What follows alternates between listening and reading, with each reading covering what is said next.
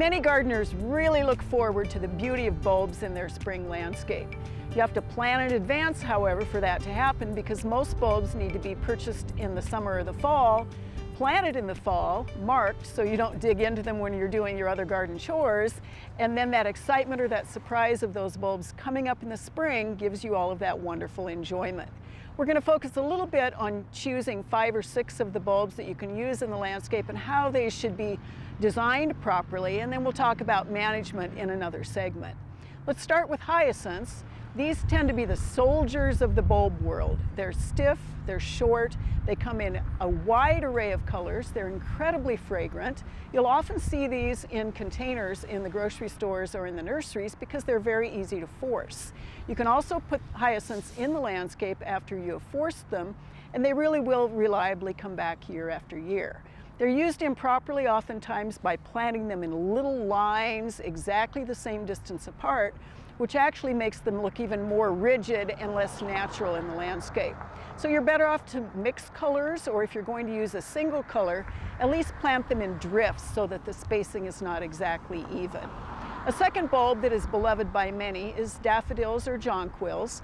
These are oftentimes very reliably perennial in our climate, and they can be naturalized as well in big drifts and masses.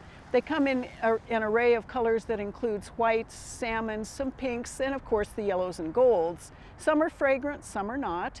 They're great for cutting, but again, they're best used in big drifts and masses as opposed to in little tiny clumps that look a little unusual or unnatural in the landscape. A true favorite is the minor bulbs, and we use that word because they're so tiny and small. Oftentimes they're blue. Scilla is one of them, Glory of the Snow is another. Even the snowdrops, which are the very earliest of the flowering bulbs, is considered a minor bulb. And the great thing about these is you can plant them by the hundreds and should plant them in very large quantities. You can actually naturalize them in a mulch bed under shrubs. You can do the same thing actually in the high shade of kind of a thin turf where maybe it is difficult for the turf to get a hold, but the bulbs themselves will actually shine blue as though you have a blue lawn for just that very short period of time in the spring. Oftentimes these will naturalize all by themselves by setting seed, so that becomes a really good way to use those minor bulbs. Tulips are not reliably perennially hardy here, but that color range is fabulous. Treat them like an annual, again, big drifts and masses or clumps at kind of that perfect focal point.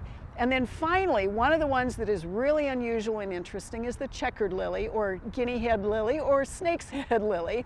Arching stem, and every single one of the segments on those little flowers looks like a checkerboard. So that becomes a perfect example of a surprise bulb in the landscape, and they really do work well in clumps.